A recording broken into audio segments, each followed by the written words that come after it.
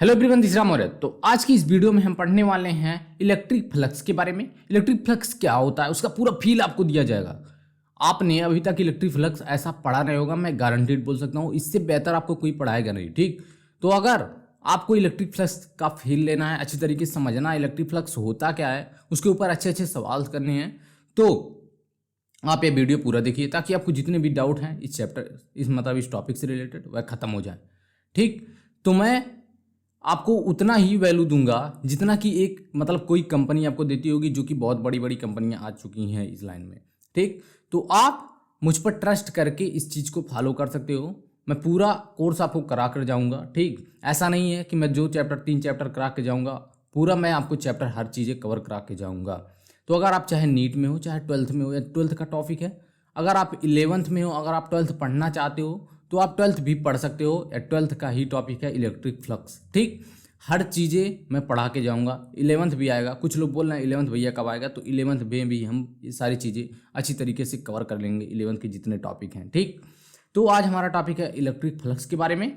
Electric flux आपको हर चीज़ें मैं इतनी बेहतरीन तरीके से समझाऊंगा कि आपको कहीं भी दिक्कत नहीं होने वाली है। तो चलिए स्टार्ट करते हैं आज की इस वीडियो को। तो इलेक्ट्रिक फ्लक्स क्या होता है, सबसे पहले हमारा आज का टॉपिक है। अब इलेक्ट्रिक फ्लक्स होता क्या है, सबसे पहले इसे तुम देखो। इलेक्ट्रिक फ्लक्स का फील्ड लेना है, तो चलो स्टार्ट करते हैं।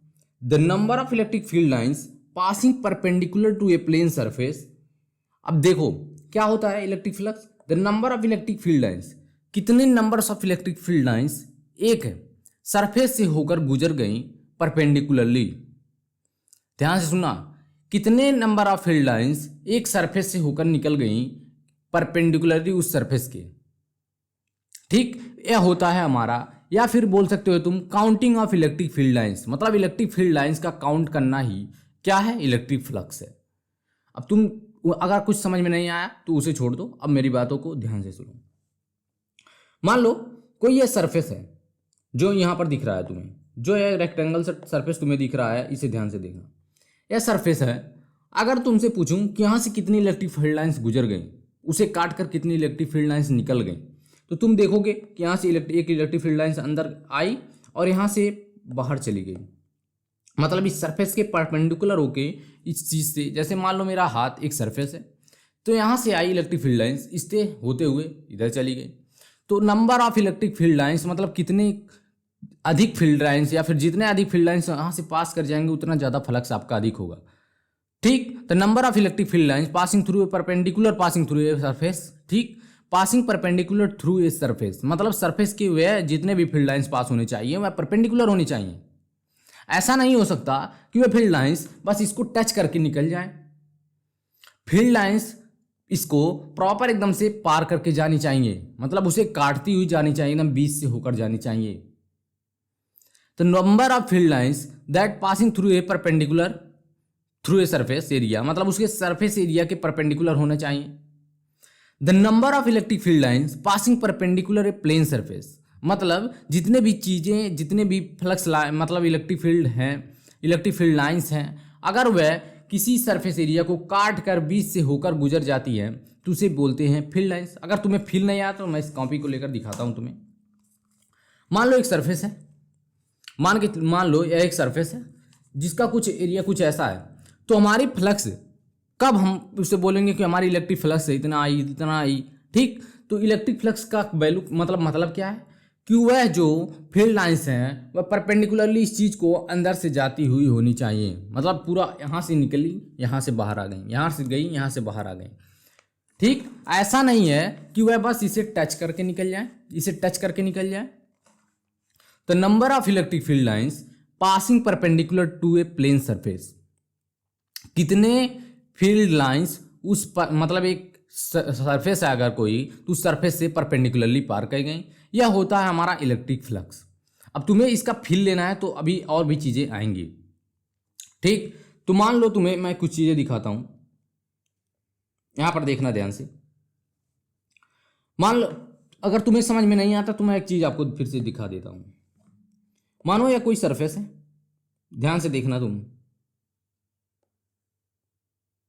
एक सरफेस है मान लो ये कोई, जिसमें जिसमें आपका एरिया वेक्टर मान लो कुछ ऐसा है।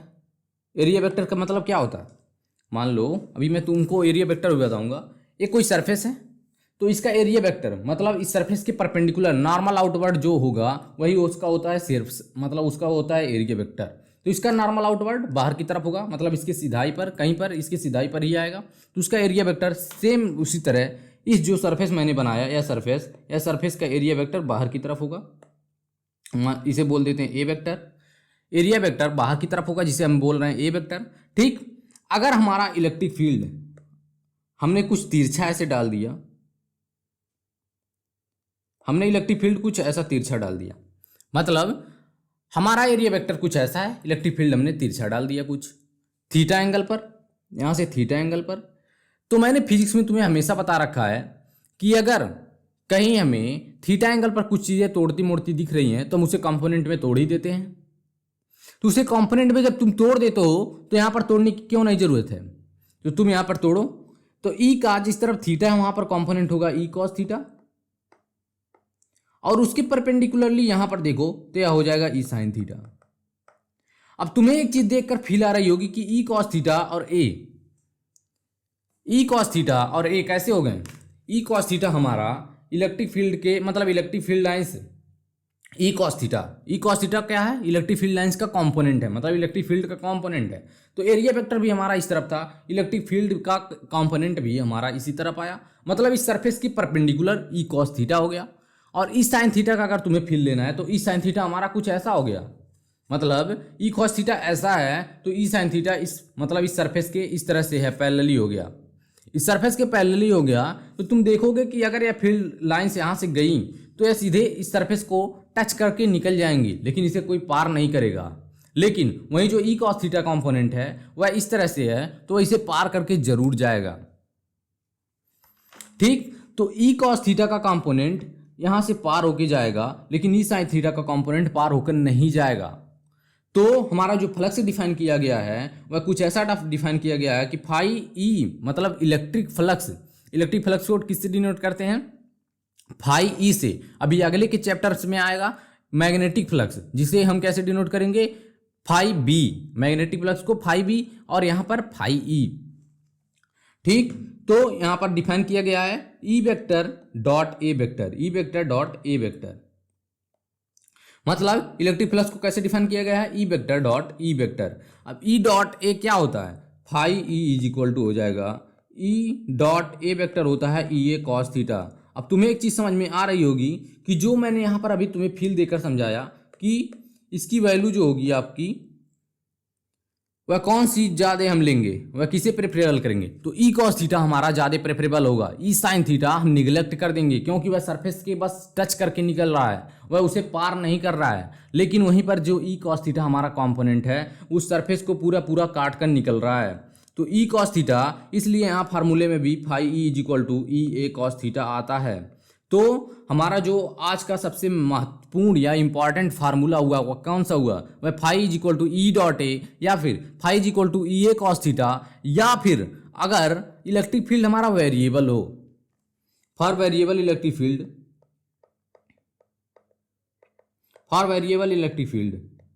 अगर हमारा इलेक्ट्रिक फील्ड वेरिएबल हुआ तो हम क्या करेंगे, छोटा सा इलेक्ट्रिक फील्ड मतलब डी फाई लेंगे, छोटा छोटा एरिया काटते हैं और उसके वजह से फ्लक्स निकालना शुरू करते हैं। D phi is equal to E dot d A कर देते हैं और उसका इंटीग्रेशन ले लेते हैं। अब यह होता है हमारा एक बढ़िया सा फार्मूला। ठीक, तो इलेक्ट्रिक फ्लक्स क्या होता है, the number of electric field lines passing perpendicular through a surface, मतलब कितने नंबर ऑफ फील्ड लाइंस एक सरफेस से होकर परपेंडिकुलरली पास कर गई, नहीं कि उसे टच करके निकल गए, उस सरफेस को पूरा का पूरा वे काट कर बीच से होकर जाने चाहिए हैं।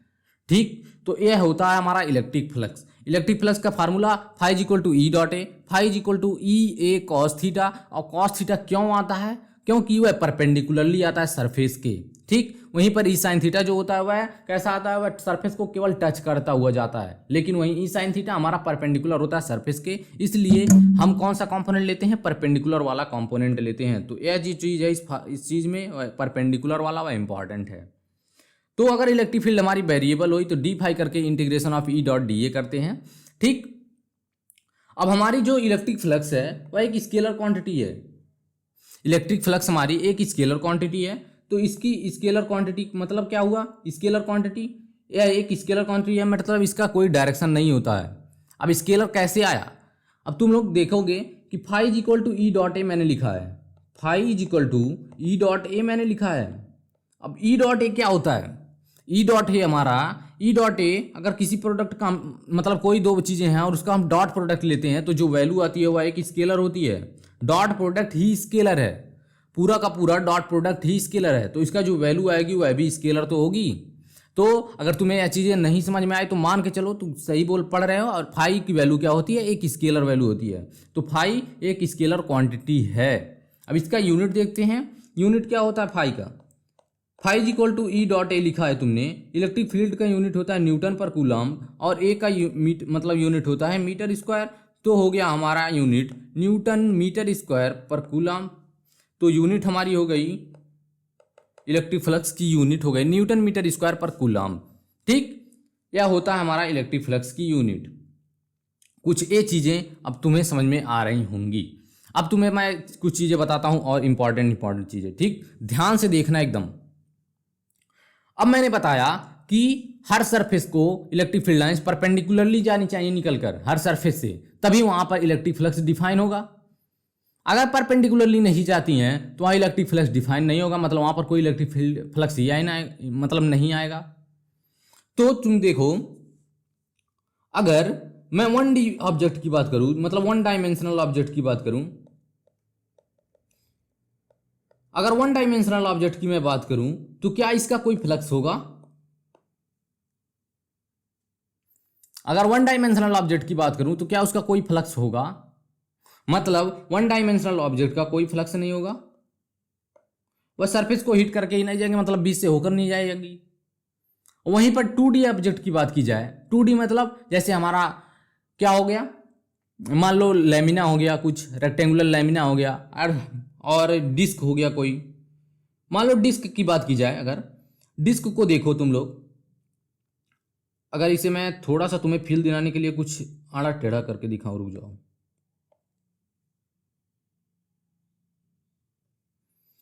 देखो, मान लो ये डिस्क है, उसका एरिया है, एरिया वेक्टर उसका कुछ इस तरह से है, मान लो 1 मिनट, उसका एरिया वेक्टर कुछ बाहर की तरफ आएगा या इस तरह से, मतलब हमारा लैमिनार है, मतलब यह एक डिस्क है जो कुछ इस तरह से दिख रहा है, उसका एरिया वेक्टर बाहर की तरफ आएगा।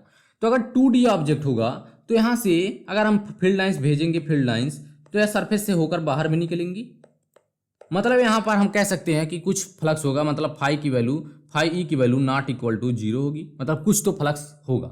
यहाँ पर फाई की वैल्यू 0 हो गई, कुछ तो फ्लक्स हुआ। अब 3D ऑब्जेक्ट की अगर बात की जाए, 3D ऑब्जेक्ट की अगर बात की जाए, 3D ऑब्जेक्ट में मान लो क्या हो गया, 3D ऑब्जेक्ट में मान लो हमारा हेमीस्फीयर हो गया या फिर सिलेंडर हो गया कोई, मान लो सिलेंडर ही है,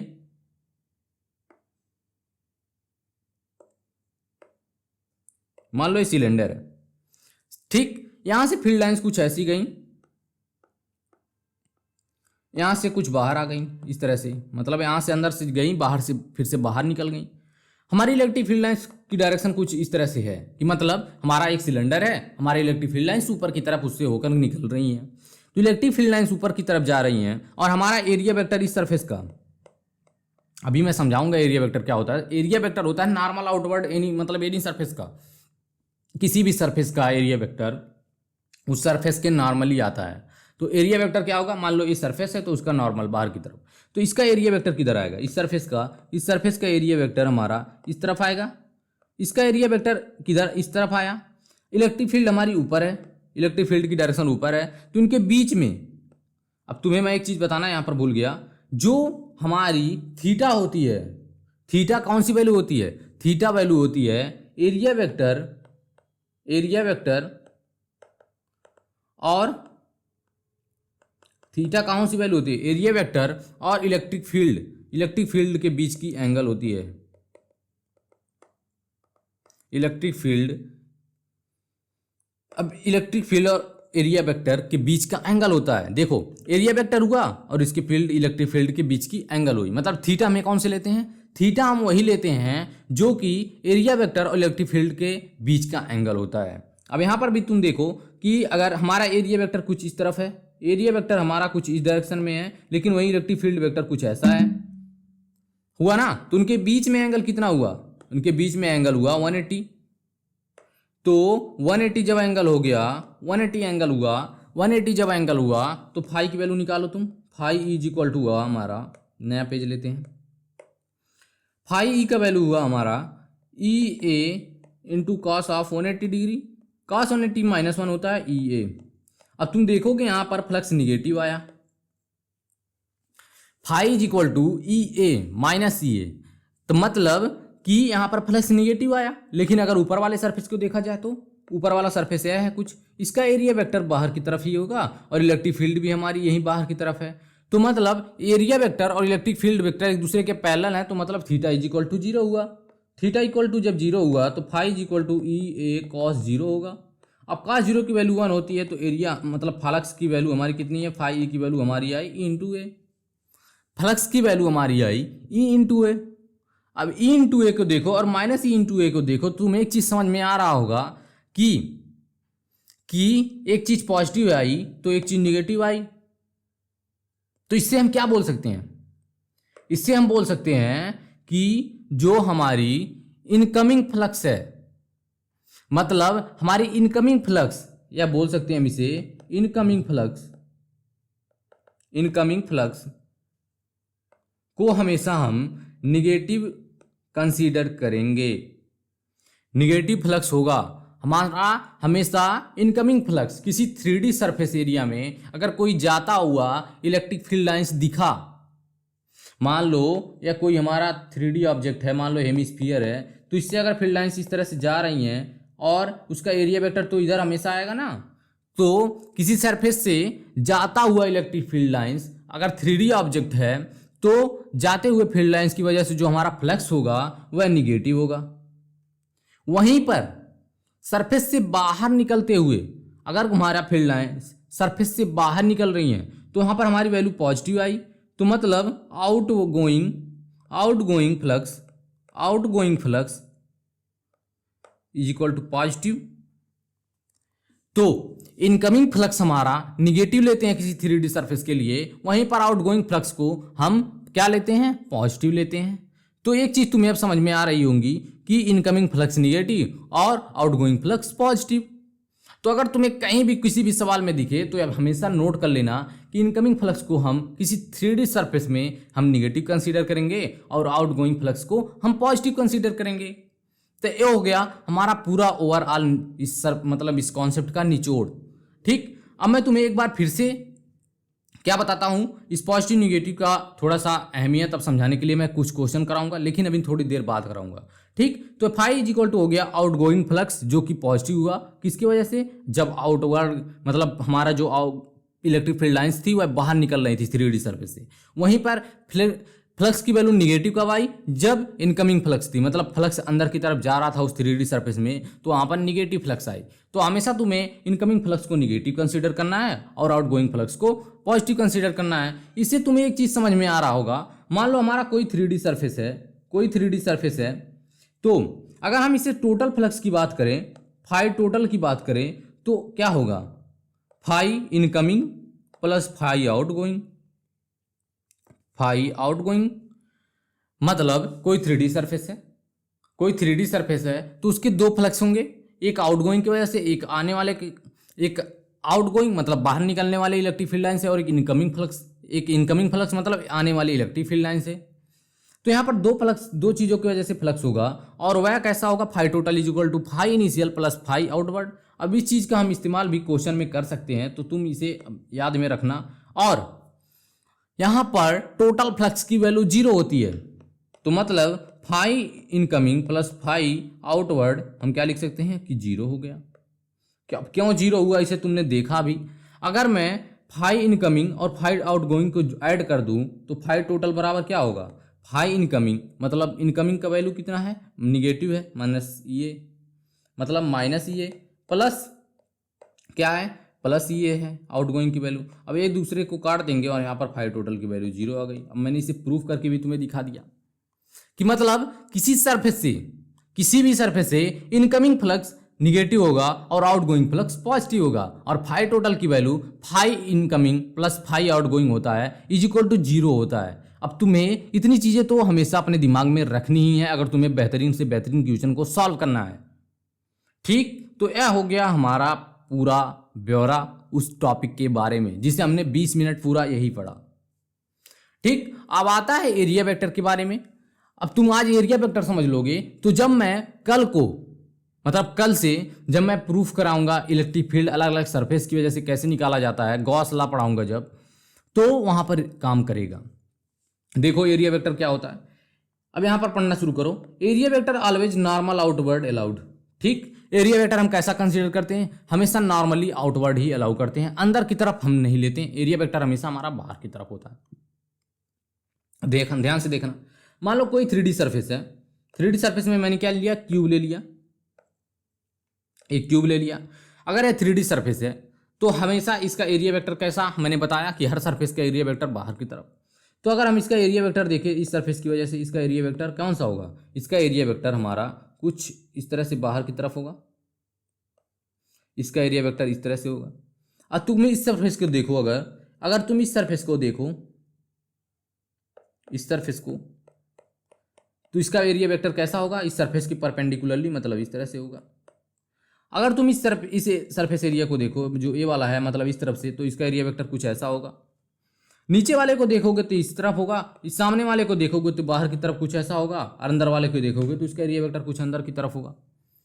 मतलब एरिया वेक्टर हम हमेशा नॉर्मली आउटवर्ड ही अलाउ करते हैं। एरिया वेक्टर हमेशा हम नॉर्मली आउटवर्ड ही अलाउ करते हैं और उसी एरिया वेक्टर को हम लेते हैं। हम किसी दूसरे एरिया वेक्टर को नहीं ले सकते, मतलब अंदर की तरफ एरिया वेक्टर पे या फिर किसी एंगल पर एरिया वेक्टर को हम नहीं ले सकते। अगर लेते भी हैं तो हम उसका कंपोनेंट करके उसके एरिया वेक्टर को परपेंडिकुलरली सरफेस की तरफ बना देते हैं। तो हमारा एरिया वेक्टर कैसा होता है, किसी सरफेस के परपेंडिकुलर आता है, सरफेस के परपेंडिकुलर आता है। हमेशा एरिया वेक्टर हमारा सरफेस के परपेंडिकुलर आता है। हमेशा नॉर्मल आउटवर्ड ही अलाउ करते हैं हम सरफेस एरिया को। तो सरफेस एरिया हमेशा नॉर्मल आउटवर्ड ही, सरफेस एरिया मतलब सरफेस एरिया वेक्टर हमेशा नॉर्मल आउटवर्ड ही अलाउ होता है।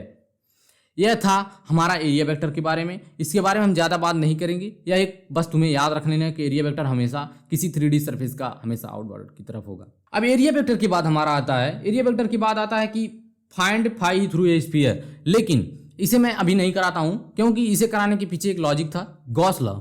गॉस लॉ मैं प्रूफ करने वाला था, लेकिन इस वीडियो में थोड़ा लंबा हो जाएगा तो इसमें मैं नहीं प्रूफ कर रहा हूं। तो इसे भी मैं अगले वीडियो में ही आपको बताऊंगा, तो इसको भूल जाओ अभी।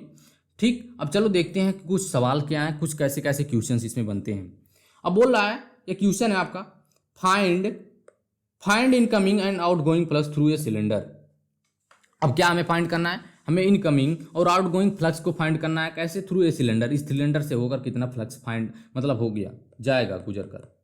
अगर इसका रेडियस आर आपको दे दिया गया है, रेडियस आपको आर दे दिया गया है, रेडियस आपको आर दे दिया गया है कैपिटल, और इससे इलेक्ट्रिक फील्ड लाइंस कैसी हैं, राइट डायरेक्शन में है, मतलब इलेक्ट्रिक फील्ड लाइंस कुछ इस तरफ जा रही हुई हैं। तो हमें इनकमिंग और आउटगोइंग फ्लक्स को दिखाना है कैसे क्या होता है। तुम देखोगे कि इलेक्ट्रिक एरिया वेक्टर हमारा कैसा इस तरफ, एरिया वेक्टर हमारा बाहर की तरफ है, और इलेक्ट्रिक फील्ड लाइंस हमारी कुछ इस तरफ है। तो फाई इनकमिंग की वैल्यू तुम देखोगे क्या होता है, E इंटू ए होता है, और मैंने तुम्हें बता रखा है कि ई ए कॉस, अब यहां पर वैल्यू कितनी हुई, थीटा की वैल्यू 180 डिग्री हो गई, तो E इंटू ए हो गया, लेकिन कॉस 180 यानी -1। तो इनकमिंग फ्लक्स की वैल्यू हमेशा निगेटिव ही आएगी, तुम्हें वह कॉन्सेप्ट समझ के याद रखना है। तो माइनस ई एरिया क्या होगा हमारा पाई आर स्क्वायर।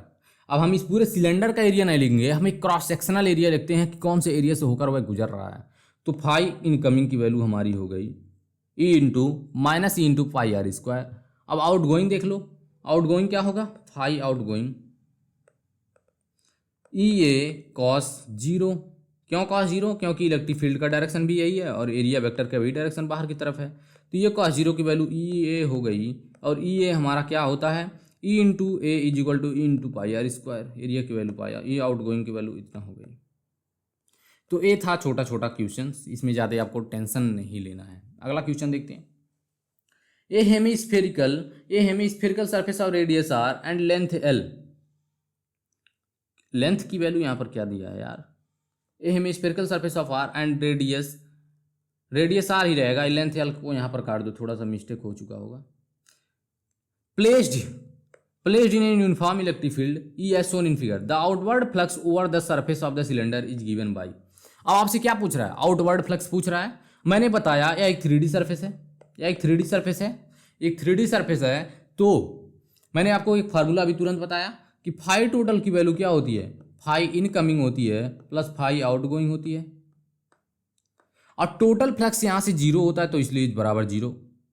अब इनकमिंग फ्लक्स को देखो, इसका रेडियस आर है, इसका एरिया वेक्टर है यहाँ तरफ होगा बाहर की तरफ, तो एरिया वेक्टर इसका हो गया ए बराबर, एरिया वेक्टर इसका ए हो गया पाई कैपिटल आर का स्क्वायर। तो एरिया वेक्टर हमारा पाई आर स्क्वायर हो गया, लेकिन हमारा इलेक्ट्रिक फील्ड की डायरेक्शन ऊपर की तरफ है, तो उनके बीच का जो एंगल हुआ 180 डिग्री हुआ। अब फाई टोटल की वैल्यू 0 है तो फाई इनकमिंग क्या हुआ, ई ए कॉस 180 प्लस फाई हमें आउटवर्ड निकालना है तो आउटवर्ड इज इक्वल टू 0 हुआ कि नहीं। अब इसकी वैल्यू होगी माइनस ई इंटू ए की वैल्यू कितना हुआ pi are square minus pi are square is equal plus कितना हुआ phi outward is equal to 0। तो फाई आउटगोइंग की वैल्यू कितनी आई, इसको इधर भेज दो तो हो जाएगा E into pi are square. तो मतलब E into pi are square हमारा आ गया फाई आउटगोइंग। ठीक, तो क्या होता है, टोटल फ्लक्स किसी 3D सरफेस का 0 होता है। ठीक, ये इसे तुम याद रखना। अब अगला क्वेश्चन देखो, a cylinder of radius R and length L is placed in a uniform electric field E parallel to the cylinder axis, the outward flux over the surface of the cylinder is given by. Outward flux इसमें भी पूछ रहा है, outward flux मतलब incoming plus outgoing, मतलब incoming plus outgoing is equal to 0।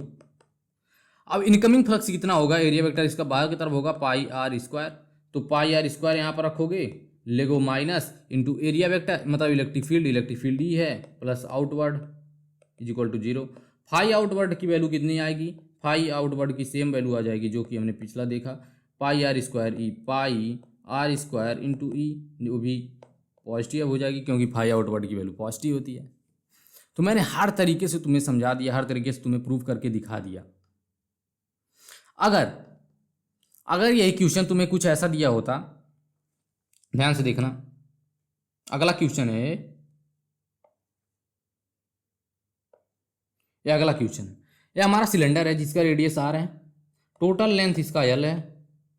अगर हमारी field lines कैसी जा रही होती, हमारी फील्ड लाइंस की डायरेक्शन कुछ ऐसी होती। ठीक, तो अगर मैं पूछता इससे कितनी फ्लक्स बाहर निकलेंगी, तो कैसे होगा। इसे निकालने के लिए हमारा देखो, अगर हम इस चीज को पूरा डिवाइड कर दें, बीच से काट दें इस चीज को, अगर इस चीज को हम पूरा बीच से काट दें, मतलब बीच से काटने का मतलब इस तरह से हम इसे डिवाइड कर दें, तो हमारा सरफेस कैसा दिखेगा, तुम ध्यान से देखना। अगर हम इसे बीच से काट दें तो अगर देखना, मान लो ये हमारा सिलेंडर था, मतलब ऐसा नहीं मान लो, लेकिन अभी बनाऊंगा मैं। मान लो ये कि इसे मैंने मिटा दिया यहां से इसे,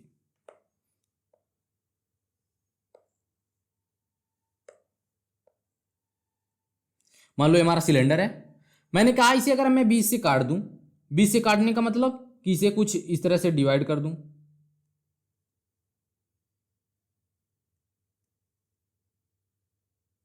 बीच से काटने के बाद होगा क्या, इसे हम मिटा देते हैं। अगर तुम्हें सामने से क्या दिख रहा है, आउटगोइंग फ्लक्स पूछा है ना, कोई एरिया डिफाइन तो करना पड़ेगा। आउटगोइंग फ्लक्स पूछ रहा है तो हमें तुम्हें आउटगोइंग फ्लक्स निकाल के दिखाना है। तो एरिया कैसा दिख रहा है तुम्हें, ये एरिया तुम्हें, मान लो मैं कहीं पर मोड़ के दिखाता हूं तुम्हें, मान लो ये ऐसा था, लेकिन मैंने काट दिया, पूरा मुड़ा हुआ था ऐसे, तो मैंने इसे काट दिया तो कुछ ऐसा होगा, मतलब ये एक रेक्टेंगल बनेगा, इसके साइड पे एक रेक्टेंगल बनेगा। तो वही सेम रेक्टेंगल यहाँ पर बनाया, जिसकी लेंथ कितनी है, जिसकी लेंथ एल है। देखना लाइट जा चुकी है, उससे कोई फर्क नहीं पड़ेगा।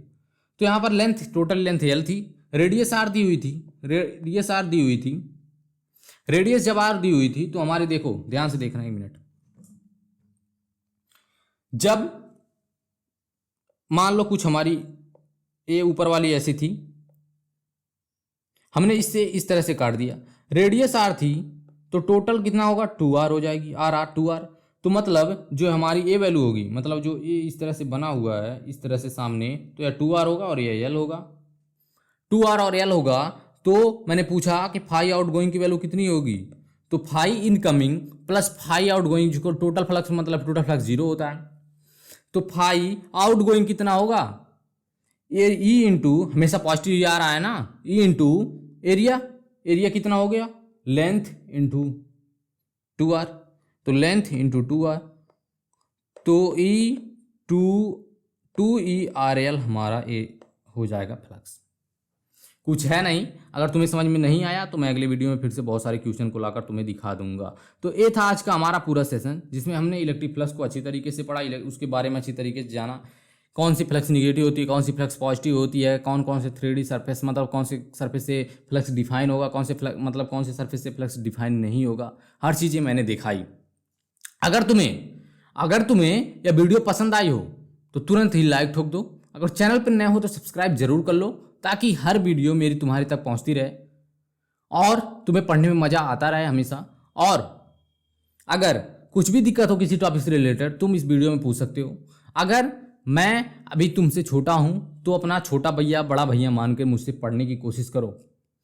ऐसा नहीं है कि तुम मुझसे थोड़े बहुत ही छोटे हो गए, अगर मैं छोटा हूं तो मैं तुम्हें बड़े भाई की तरह, तुम छोटे हो तो मैं तुम्हें बड़े भाई की तरह गाइड कर सकता हूं, क्योंकि मैं तुमसे 1-2 साल तो आगे ही पढ़ रहा हूं। अगर तुम 12th में हो तो मैं तुमसे 1-2 साल तो बड़ा ही हूँगा।